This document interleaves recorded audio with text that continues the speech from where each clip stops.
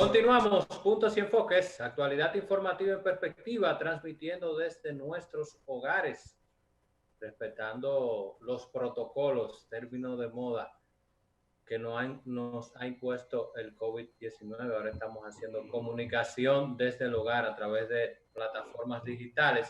Y a propósito de esto, de Radamés y Emmanuel, pues tenemos esta carta con una serie de motivaciones y argumentaciones del presidente de la República, donde vuelve a solicitar nueva vez 25 días más para el estado de emergencia, que es una especie de mantener, aunque en el fondo el presidente sabe que no le han aprobado los 25, ni siquiera en otras coyunturas, ahora mucho menos. Sin embargo, mantiene ese número que ha sido, digamos, pues la bandera del gobierno en estas solicitudes, y que ahora se presenta en una coyuntura bastante especial y complicada, porque si no se aprueba una prórroga del estado de emergencia, muchas de las medidas que se han tomado para combatir el COVID-19, como el toque de queda, el cierre de los negocios, que se pudiera hacer, sin embargo eso tendría implicaciones legales, habría que desmontarlo. Entonces, ¿estaría el país preparado para una apertura, digamos, total a partir del 1 de junio, que sería lo que ocurriese si no tendríamos estado de emergencia? ¿Qué piensan ustedes? Yo pienso, bueno, yo pienso que a un mes de las elecciones, un mes y 5 días, 35 días de las elecciones, es muy poco probable que la oposición democrática le apruebe al gobierno en esta ocasión una prórroga. Ya de hecho, en el pedimento anterior había una gran oposición de muchos sectores de la oposición a darle esa prórroga. Pero finalmente entendieron que había que darle una última oportunidad al gobierno para que organizara esa transición, ¿no?, a ese desconfinamiento de que se estaba preparando. Buenas tardes. Y entonces la oposición, el gobierno pidió 25 días, fue aprobado en el Senado, pero en la Cámara de Diputados, donde la oposición tiene mayoría, solo se aprobaron 15 días. El gobierno vuelve a repetir una violación a la ley que regula los estados de excepción, que plantean que no se puede hacer una prórroga mayor que la anterior. Es decir, la anterior fue de 15 días, no se pueden pedir 25 días, tiene que ser 15 días o menos, o ningún día. Entonces vuelve a insistir, ahí hay una violación a la norma legal, ¿verdad?, que es la ley que regula los estados de excepción. Entonces, lo que pasa es que hay la impresión generalizada en diversos sectores del país, tanto de la oposición como sectores de la sociedad civil, de que el gobierno quiere aprovechar los estados de excepción para obtener determinados fines electorales, determinados fines políticos, es decir, tener de alguna manera amarrada a la oposición, ¿verdad?, con el estado de excepción, con la emergencia sanitaria, el toque de queda, mientras el gobierno, que tiene el Estado, que tiene un protagonismo fundamental, donde el partido oficial como partido Estado se confunde con el Estado, está haciendo una serie de campañas, repartiendo raciones de comida, incluso en horas del toque de queda, y haciendo todo tipo de actividades en el marco de lo que es evidentemente la estrategia que ha definido el gobierno, de que su campaña electoral se va a basar en el asistencialismo clientelismo. Es decir, porque están conectadas la idea asistencialismo-clientelismo. Es decir, ante las dificultades que tiene su candidato presidencial, Gonzalo Castillo, ellos han puesto todos los huevos en esa canasta, en la canasta del clientelismo, de a través de las dádivas, a través de esto, de los chequecitos. Ellos creen que pueden convencer y cambiar la voluntad electoral de cambio que hay en la mayoría de la población. Y por eso, ante esa impresión que tiene hoy una gran parte de la sociedad dominicana de que se quiere utilizar el estado de emergencia con fines políticos, con fines electorales. Es poco probable que la oposición en esta ocasión le apruebe la prórroga. Yo lo que sí creo es que el gobierno tiene recursos. ¿Para qué? Para mantener cierto control.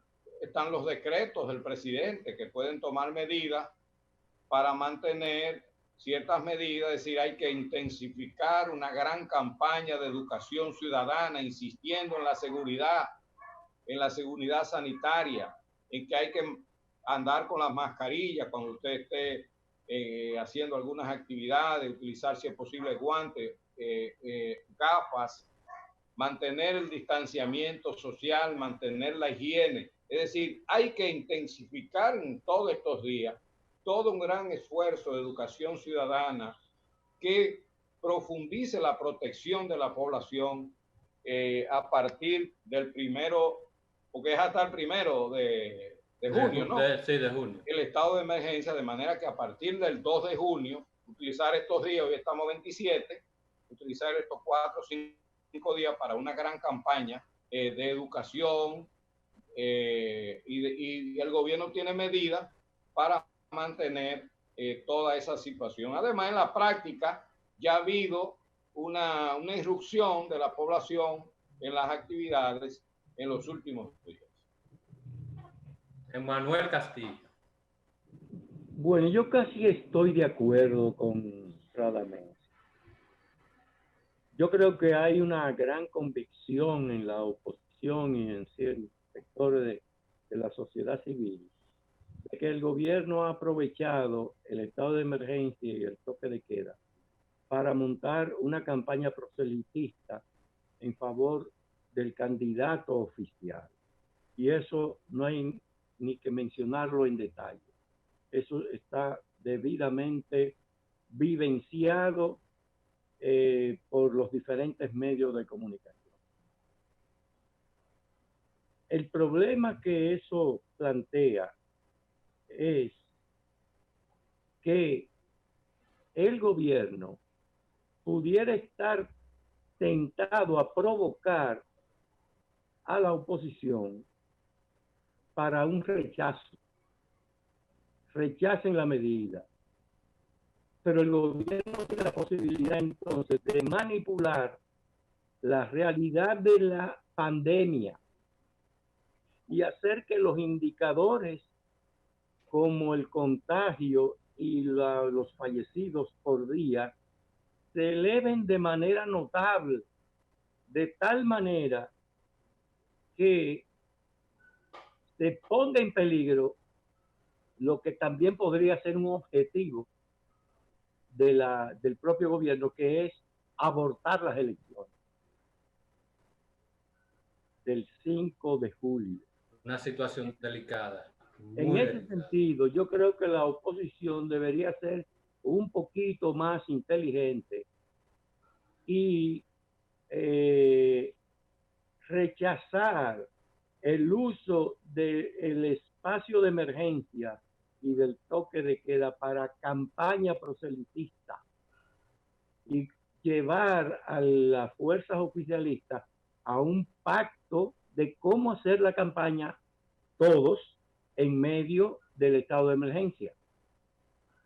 Si no hay ese pacto, entonces la oposición pudiera, porque tiene la fuerza política en el Congreso para eso, reducir de 15 a 10, pero no cerrarle esa ventana al gobierno, porque pudiera ser que aprovechara una actitud radical de oposición y de rechazo para entonces agudizar la crisis sanitaria y crear una situación tal que se vean abortadas las elecciones.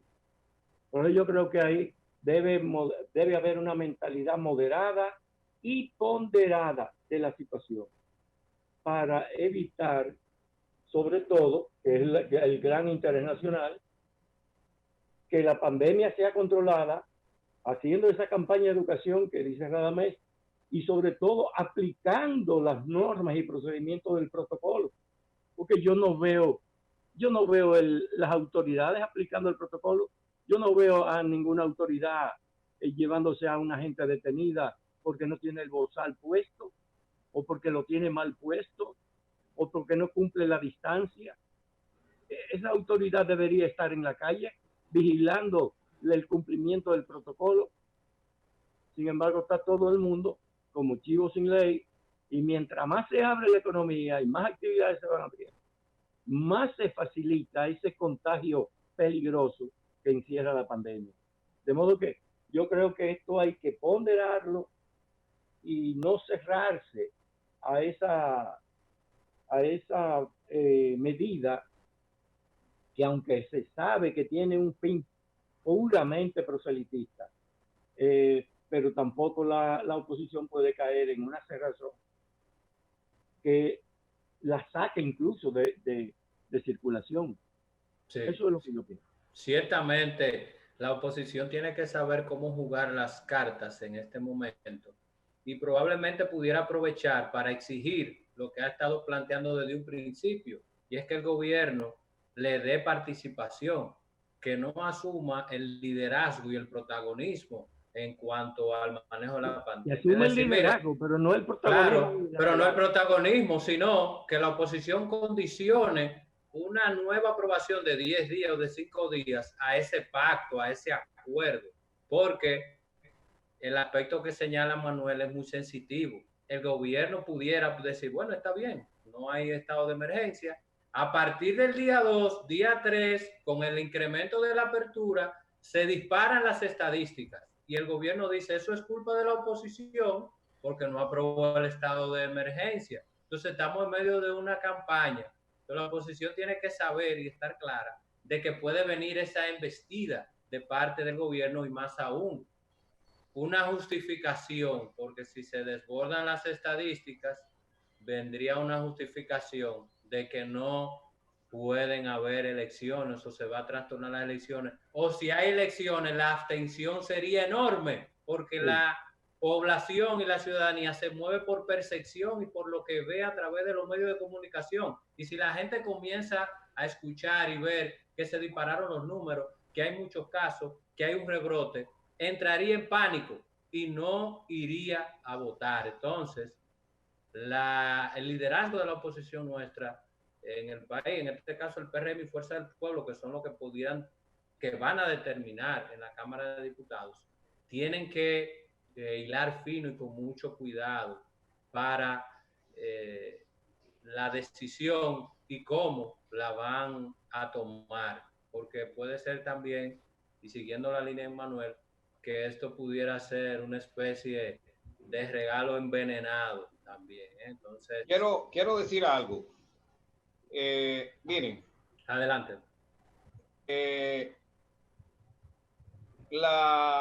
Realmente la oposición fue bastante flexible en el pedimento anterior, pero había una gran oposición en la opinión pública opositora a que se le diera esa prórroga.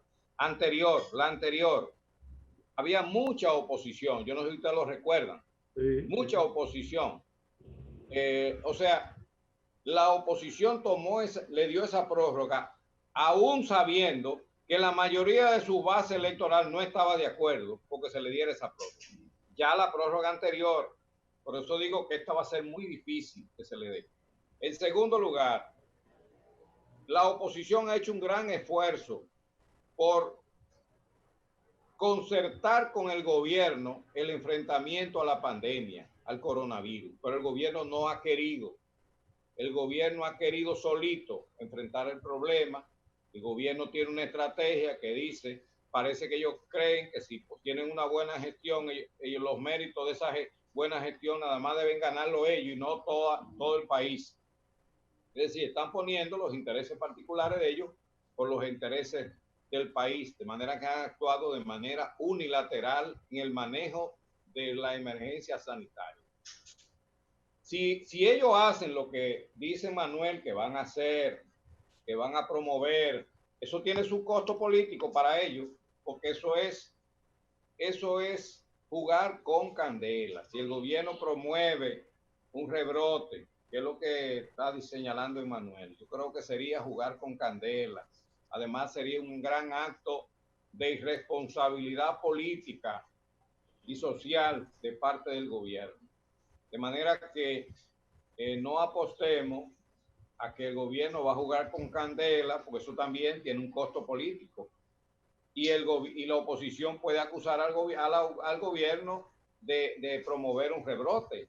Y nadie quiere que el gobierno, o sea, denunciar, promover de manera, estimular un rebrote en el problema sanitario en este país. Tiene un costo político enorme para quien lo haga. De manera que mucho cuidado. Yo creo que aquí en la práctica la gente ya está en la calle. Lo que tenemos que hacer es incentivar las medidas, el protocolo sanitario. Sobre todo, que no haya una persona que esté en la calle sin la mascarilla, primero. Que mantenga el distanciamiento social, que mantenga la higiene, etcétera, etcétera. Yo creo que esas son las medidas básicas y que el gobierno tiene todas las herramientas coercitivas para mantener esa decisión. No necesita estado de emergencia para hacer eso. Radamés, un rebrote no necesariamente es una realidad. Puede ser una burbuja estadística, como lo fue la burbuja estadística de la devaluación del peso frente al dólar en la crisis de Hipólito Mejía. Eso fue una burbuja creada artificialmente. Bueno, solo eso esta se puede hacer lo mismo.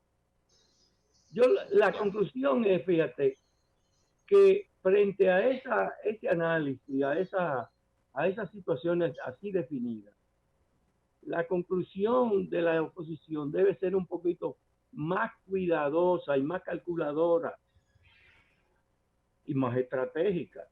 Ya. ¿Qué haces tú con negarle 5 o 10 días de toque de queda al gobierno? Porque ya las elecciones están a ley de 15 días, cuando eso se termine. Poco tiempo. Entonces, lo que sí, el rechazo sí le da la oportunidad al sector oficial de crear una burbuja sanitaria artificial, usando las estadísticas. No es que se maten más gente ni que se contagien más gente, es simplemente el manejo estadístico, cómo tú presentas los datos y cómo tú lo informas. Para crear ese pánico que tú decías, Alejandro. Sí, que es posible. En una situación de pánico, no, ¿qué elecciones usted me está hablando? Vamos a ver lo que dice la oposición. La oposición tiene que trabajar para evitar que se cree un ambiente de pánico para las elecciones, porque en un ambiente así hay una abstención y el gobierno es que tiene la mayor capacidad de movilidad, de llevar a su voto duro a sufragar. Entonces, esos sectores clase media alta, están en estos momentos contrarios al gobierno, que van por motu propio, que no hay que llevarlo a votar, que no hay que acarrearlo, probablemente que tienen más acceso a información, podrían entrar en pánico y quedarse. Entonces, entiendo que el punto clave para la oposición es ese, evitar que bajo ninguna circunstancia se pueda promover o crear un ambiente de pánico que afecte. Aquí, esto es una lucha comunicación, o sea, esto es una lucha de información. Sí, es comunicacional, pero es una lucha política en el fondo. Claro. Que se expresa comunicacionalmente, pero es un problema de lucha de poder. Correcto, al más alto nivel en estos momentos. Sí, eso es así. Bueno, vamos a esperar. Vamos a ver qué ocurre. Entonces, vamos a una pausa. Vamos a una pausa entonces y retornamos. Vamos a hablar del tema de la prima del dólar. Esa prima se está alejando mucho. Se está alejando. Bueno. Vamos con el análisis económico cuando retornemos de nuestro compañero Radamés García acerca del tema del dólar que está generando preocupación en la ciudadanía. Puntos y enfoques, actualidad informativa en perspectiva.